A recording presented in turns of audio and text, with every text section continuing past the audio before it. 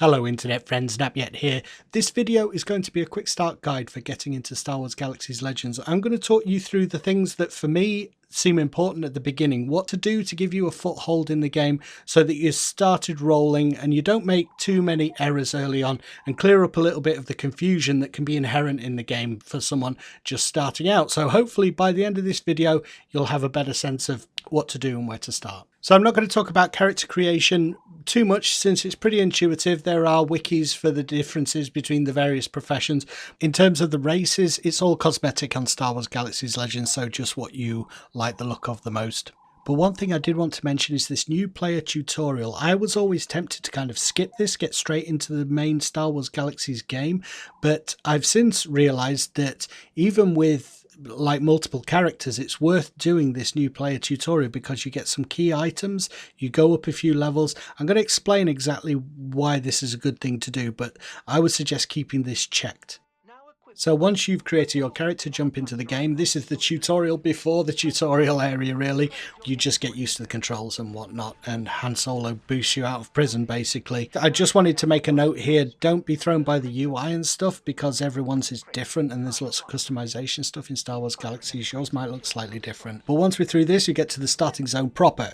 And you start on what is called Tansarii Point Station. This is the new player experience for the game. And if new player experiences are supposed to give you a flavour of the game to come, this is kind of weird in that it's not really indicative of what you'll be doing in Star Wars Galaxies the majority of the time. Theme parks like this are relatively few in the game. But actually what it does is it condenses a load of the early quests that you can do into a small space, and you can get up to level 10 through doing these quests. So it's a really good way to get a bump in levels early on with everything close together. So once you arrive, you'll get some gear and weapons that are appropriate for your class from Han Solo. And apart from XP, that is the reason to continue doing these quests, because you will get additional equipment, better items as you go.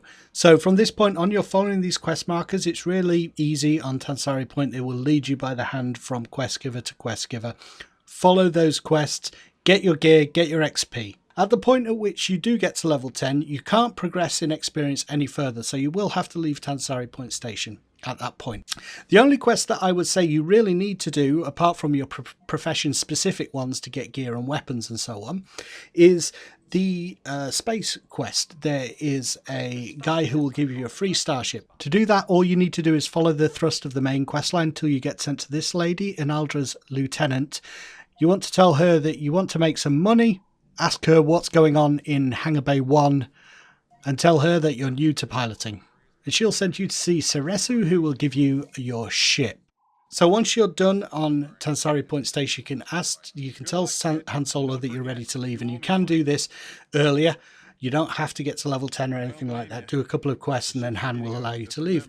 Ask him to leave and then you'll be ported to Mos Eisley on Tatooine. But what to do first? It's a big sprawling sandboxy game.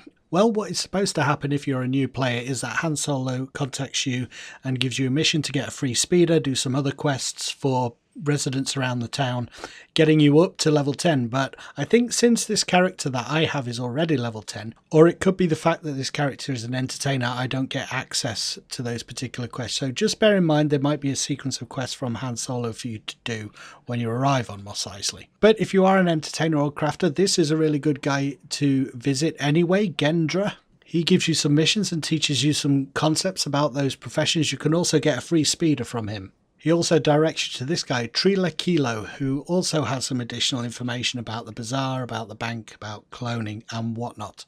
But whatever the case, I'm going to assume we are now level 10, and I'm going to talk about how to move on from here, how to start gaining that experience, going up levels for combat classes, crafters and entertainers. So for combat classes, the best place to start, I think, is the Legacy Quest series.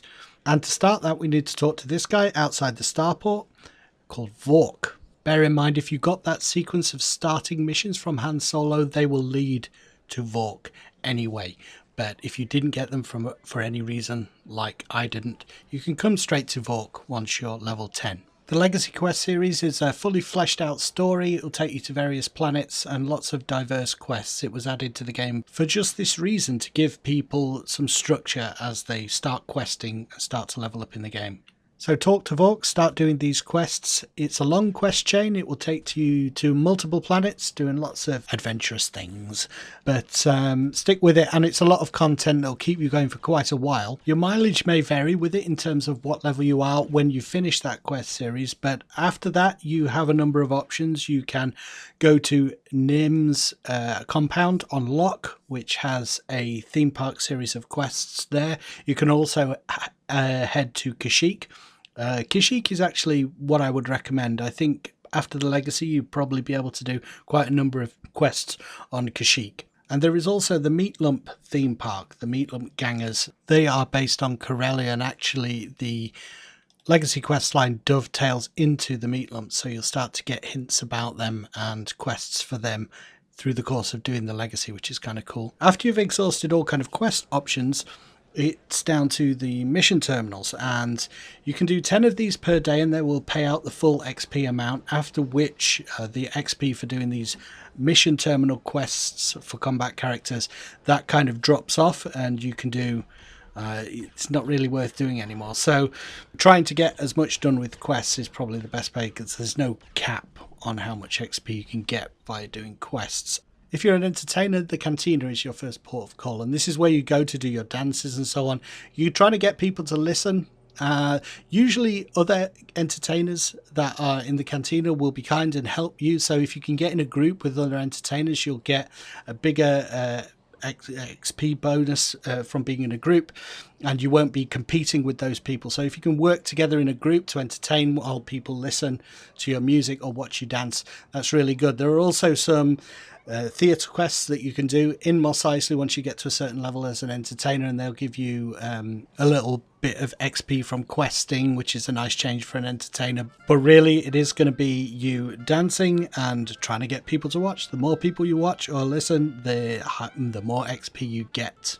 There are entertainer mission terminals scattered about the place, and you might want to go for one of those if you fancy a change from the cantina, but I think most people tend to level up in cantinas trying to play for real players. That's been my observation, and it's what I prefer to do. But as I say, do try and get in a group. Cooperation is the thing. Socialization is the thing with entertainers, so bear that in mind. It's always good to work together. You'll get a lot further doing that. You can also do image designing as an entertainer. You change people's appearances and whatnot, but there's less kind of demand for that. There are macros and things that you can use for grinding, and some workarounds in terms of using multiple characters to grind, but this is not necessarily a guide telling you how to grind. I'm more interested in telling you the kind of overall philosophy of what how you should be approaching the classes, and it's up to you how much macroing, how much grinding you want to do, and that information is readily available if you want to kind of grind it out. But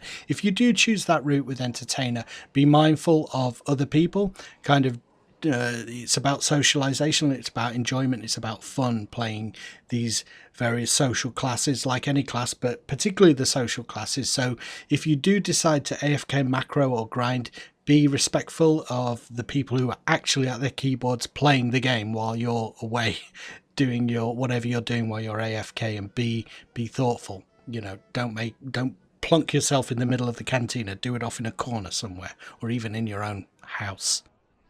In terms of crafting, this could be a little bit hard, and I'm going to suggest something for a crafter that is a little bit odd. But let's say you've chosen crafter and you're determined to just be a crafter, you're not going to do anything else.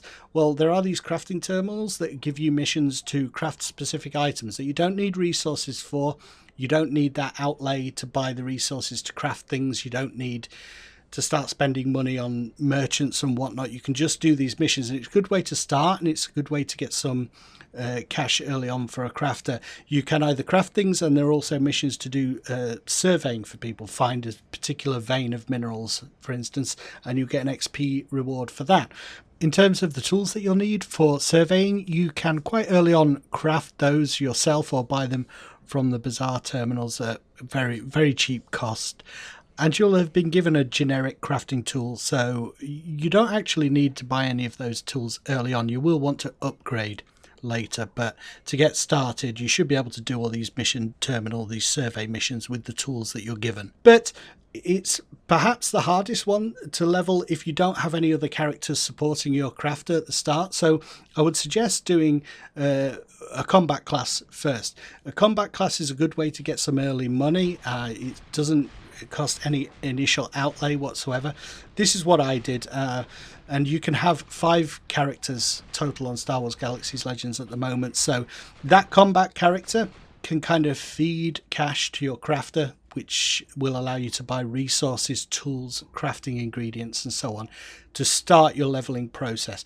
As a crafter, it's some people like to grind. They'll just grind, and you can get an experience buff for just practicing. That's actually in your crafting tool. When you go to create item, there'll be a little icon that says practice only, and you'll get an XP buff if you do that. You won't get the items if you do this feature. You're just going through the motions to get the XP. That's kind of grinding out things. Or you can try and sell things, find things that are in demand by people and try and make money by selling things on the bazaar. Or once you've bought a house with your vendors in the house, you go up a few levels, you can start adding vendors to your house and start selling your things. It's not easy though, because there are already people much more established than you are and you're in competition with them. So finding something that's in demand, it's tough, but that's part of the challenge of being a crafter. That's part of the fun of the game, right? That's why you want to be a crafter. So, but consider that combat class thing, because that really helped me. I think I would have found it very hard as a crafter if I didn't have that combat character feeding me money through doing quests. Okay, so those are the broad choices you've got for the various different classes of how to proceed. So Legacy, followed by some other theme parks and mission terminals for the combat characters. Go to the cantina, start performing as an entertainer, try and get in groups, make friends with people. And as a crafter, you've either got the mission terminals or you're going to kind of get money by feeding through a combat class. One thing that will help whatever your class is an inspiration buff. So you want to head to the cantina and ask one of the musicians or dancers there to provide one. You're looking for the XP boost, really. But most people are happy to help. In this particular case, people are so nice in this game. Lolana was kind enough to show me all the different kinds of buffs and for demonstration purposes. So thanks to her. One thing to remember is always tip. I can't tell you exactly the price because it's kind of a thing people don't seem to want to discuss, but tip what you feel is right, but that's how entertainers make their money. You can tip by targeting the person, then /tip and then the amount, and that will come out of the money that's in your inventory. But if the money is in your bank, you can type /tip, the character name, the amount, and then finally bank, and the tip will come out of your bank with a 5% surcharge. One final thing it's important to mention with Star Wars Galaxies Legends are the rewards that you can claim from the very start. When you first arrive in Mos Eisley, you'll get a prompt showing you a load of rewards that are available. You can also type /claim to access these. And these will be the bonus items from some of the expansions for the game. And some of these can be quite useful. For instance, there's the Varactyl creature mount, which is a really cool mount. There's the Mustafarian bunker. Obviously, I've claimed some of these, so they're not all available to me anymore. Additionally, you can also get a free flash speeder by just typing in /flash speeder. So if for whatever reason you don't get your free speeder through the quest at the beginning, you can always grab this one. One of those initial rewards is a level 90 boost for one character. Only one character per account can do this, so take some time thinking about which character you want to boost. And I would say don't feel guilty about using it. Some people do. They feel like they're cheating using it. Well, we're probably all going to be grinding several characters and several different types of XP through playing this game, so I wouldn't worry about that. Personally, I would suggest using this boost for a combat character. Entertainer is fairly straightforward. You're in one place. I find that quite a pleasant thing to do. I mean, you might be different. You might want to get that out of the way and use your 90 on an entertainer. Fair play to you if you do. But for me, combat is the thing that takes the most time and the most effort. In terms of crafting, kind of once you've got the resources and the money that you need to craft the items, the actual crafting of the items, once you're crafting high level items, as a crafter, the XP comes quite quick. So I would say go for a combat class with this 90 boost, but that's just me. And honestly, the last thing now, I promise, are the veteran rewards that become available once your account has been active for, I think it's 10 days.